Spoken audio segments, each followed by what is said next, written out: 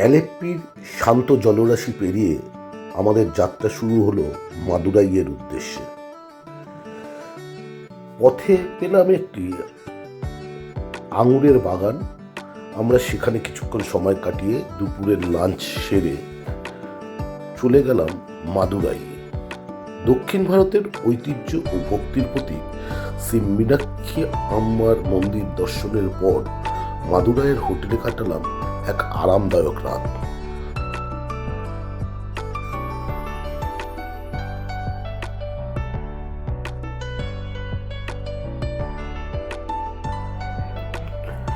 পরদিন ভোরে শুরু হলো পবিত্র রামেশ্বরম যাত্রা। পথে দেখে নিলাম বিস্ময়কর পাম্বান ব্রিজ, সমুদ্রের বুক জুড়ে দাঁড়িয়ে থাকা এক অন্য সৃষ্টি, যেখানে সমুদ্রের বুক চিরে এগিয়ে চলেছে রেলপথ। আমরা বেশ কিছুক্ষণ সময় এই ব্রিজের উপরে কাটালাম এবং তারপরে সমুদ্রের দিকে নিচে আমরা হেঁটেই এগিয়ে চললাম। ওখানে সবাই আমরা মিলে ফটো তুললাম, বিভিন্ন রকম আনন্দ করলাম। তারপরে পৌঁছে গেলাম রামেশ্বরমের হোটেলে।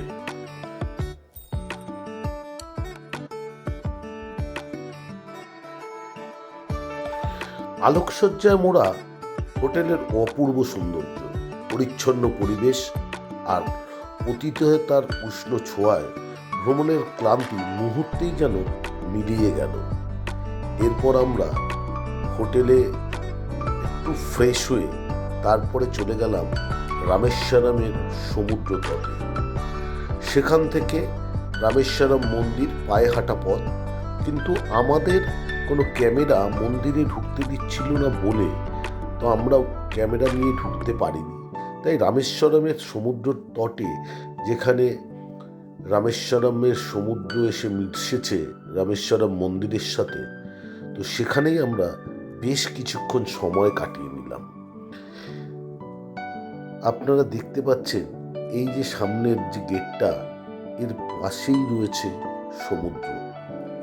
এরপর রামেশ্বরম মন্দির দর্শন করে পরদিন আমরা চলে গেলাম আমাদের পরের গন্তব্য কন্যাকুমারী, আমাদের পরের পর্বে কন্যাকুমারী।